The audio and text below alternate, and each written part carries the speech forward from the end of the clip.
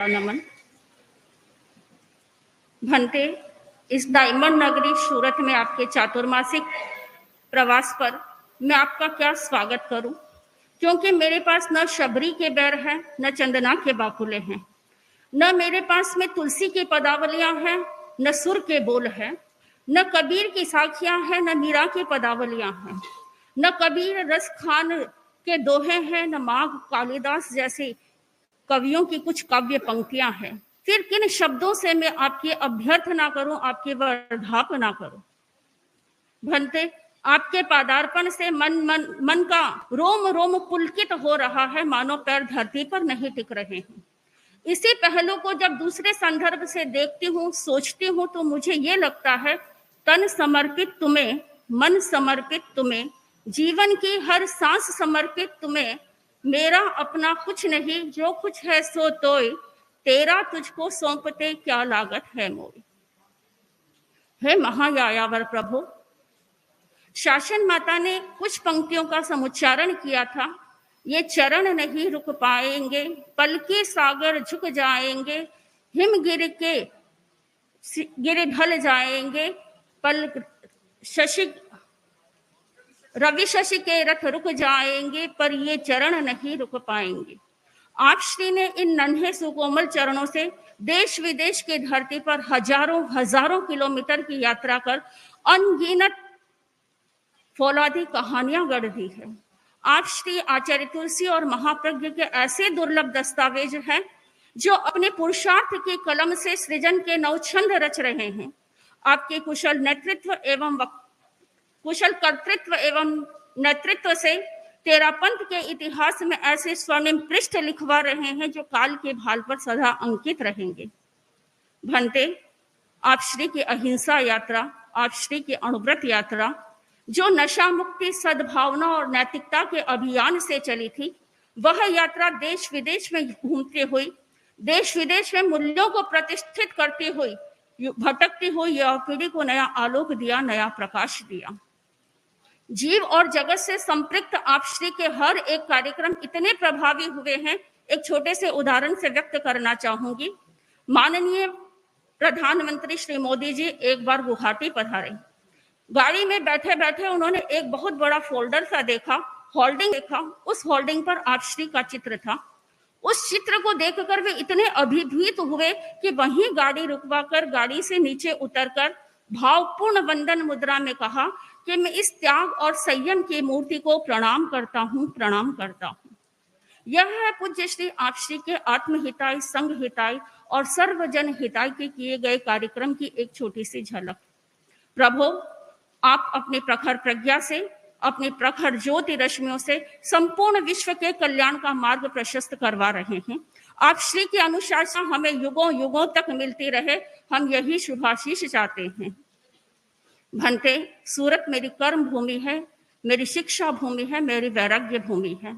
जब मैंने संस्था में प्रवेश किया, मेरे में वैराग्य कितना था उससे आज भी मैं अनभिज्ञ हूँ। लेकिन हेमद्वितीय शताब्दी के द्वितीय चरण में मेरी दीक्षा हुई। गणाधिपति पूज्य गुरुदेव श्री तुलसी, मेरे संयम प्रदाता श्रद्धेय आचार्य महाप्रज्ञ जी और मातृ हृदया साध्वी प्रमुखा श्री जी के कुशल नेतृत्व में, कुशल साये में इस अंकुर को पल्लवित और पुष्पित होने का अवसर मिला। जब संस्था में प्रवेश किया तब जीव शब्द क्या होता है मैं वह भी नहीं जानती थी, और लगभग 1.25 साल का मेरा संस्था काल रहा। दीक्षा लेते ही मुझे साध्वी श्री चंदनबाला जी के निश्राय में रखा गया। साध्वी श्री जी ने संयम की डगर पर मुझे अंगुली पकड़ करके चलना सिखाया। हर कार्य में मुझे अपने साथ रखा, कैसे काम करना है, क्या करना है, हर वक्त मुझे इंगित दी और हर क्षेत्र में आगे बढ़ने की नसीहत दी। साध्वी श्री जी के उपकारों से मैं उपकृत हो सकूं या वो व्यक्त कर सकूं, वैसे मेरे पास शब्द नहीं है। पर भंते, पूज्य प्रवरों की असीम अनुकंपा से, साध्वी श्री जी के सुखावलय से, उनके अथक श्रम से, सहवर्ती सभी साध्वियों के सिंचन से यह गिरवा आज कुछ कर पाया है, कुछ बन पाया है, कुछ सीख पाया है। तो ये सब पूज्य प्रवरों की असीम अनुकंपा का ही प्रसाद है। भंते, आज मैं गौरव के साथ, सम्मान के साथ मेरे संसार पक्षीय दादोसा का स्मरण कर रही हूँ, श्रीमान रानमल जी जिरावला का। श्रीमान रानमल जी जिरावला, जिन्होंने संघ और संघपति की दृष्टि की सम्यक आराधना करते हुए अपने जीवन का अधिकांश भाग संघ के लिए समर्पित किया। पारमार्थिक शिक्षण संस्था ही उनका घर था, वही उनका परिवार था।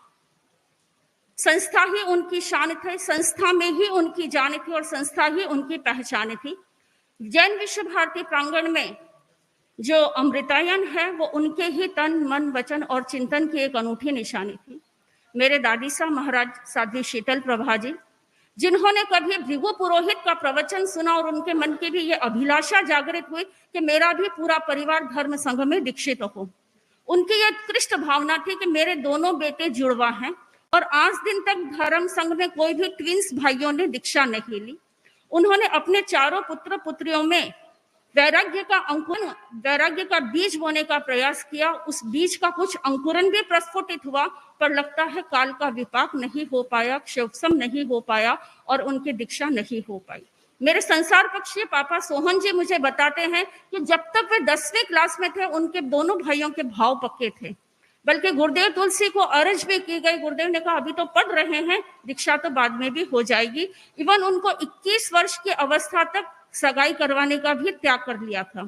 लेकिन भंते दादी साहब महाराज की भावना फलवित नहीं हुई।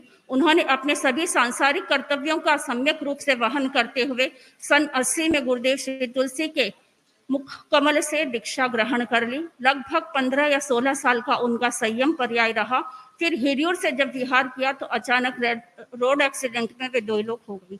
उनकी हार्दिक तमन्ना को कुछ अंशों में मैंने पूरा करने का प्रयास किया। उनकी भावना थी कि मेरे परिवार से कोई न कोई दीक्षा ले, तो उनकी भावना को मैं कुछ साकार कर पाई हूँ, इसका मुझे सात्विक गर्व है। भंते आज के इस शुभ मंगल अवसर पर मैं ये कामना करती हूँ, ये आपसे आशीर्वाद पाना चाहती हूँ कि जीरावला परिवार के प्रत्येक सदस्य में श्रद्धा, सेवा और समर्पण के संस्कारों से मजीठी रंग से वह रंगा रहे। अपने पूर्वजों की तरह, दादोसा दादीसा की तरह जो संस्कारों से संवर्धित हुए हैं, उन संस्कारों के संपोषण से अपने तन मन और जितना हो सके अपनी सोच से संग में अपना सिर बनाए रखे। वो आज के इस मंगल अवसर पर यही मंगल कामना चाहती हूँ अपने लिए कि वो मेरे को उस सौभाग्यशाली परिवार में जन्म लेने का अवसर तो मिला, लेकिन उस परिवार को छोड़कर के जब मैं इस भिक्षु शासन में दीक्षित हुई, भिक्षु शासन में मुझे जन्म लेने का अवसर मिला, तो इतने बड़े परिवार को पाकर के, आप श्री की पुनीत सन्निधि को पाकर के परम अत्यंत आह्लाद की अनुभूति कर रही हूँ। इस मंगल अवसर पर मैं यही मंगल कामना चाहूंगी कि आप श्री की सुमंगल दृष्टि है मेरी सुख की सृष्टि बने, आप श्री की चाह मेरी राह बने, आप श्री का संकेत ही मेरा सुनिकेत बने। आप श्री की कुशल अनुशासना में जीवन के अंतिम श्वास तक गुरु चरणों की आराधिका बन करके संघ के लिए सदा उपयोगी बनी रहूं। इस अवसर पर यह वरदान मुझे बख्शाए गुरुदेव कि मेरे रोम रोम में संघ भक्ति, गुरु भक्ति के प्रति मेरा रोम रोम आप्लावित रहे, श्रद्धावान बना रहे। मेरे प्रत्येक श्वास आपकी दृष्टि और इंगित की आराधना से झंकृत कर रहे। मेरी इन आंखों में सदैव आप श्री की सुदर्शन छवि बसी रहे। मेरे इन कानों में सदैव आपकी ही आवाज गूंजती रहे। मेरे दोनों हाथ सदा संग सेवा के लिए समर्पित रहे। मेरे ये दोनों कदम सदैव अपनी गुरु सन्निधि की इंगित की आराधना करते हुए लक्षित मंजिल की ओर सदैव गतिशील बने रहे। अंत में यही चाहूंगी गुरुदेव कि आप श्री का वरद हस्त सदैव मेरे ऊपर बना रहे। इन्हीं अमल भावनाओं के साथ कुछ कहना चाहूंगी। आस्था के अनगिन दीप जला सांसों की सरगम पर गाऊं, भावों की वनिका सहका कर, भावों के मंगल बार सजा मन की वनिका को महकाऊं। आहट जब हुई आने की मन को कितना सुकून मिला, कर स्मरण पूर्व के पुण्यों का सहसा दिल कमल खिला।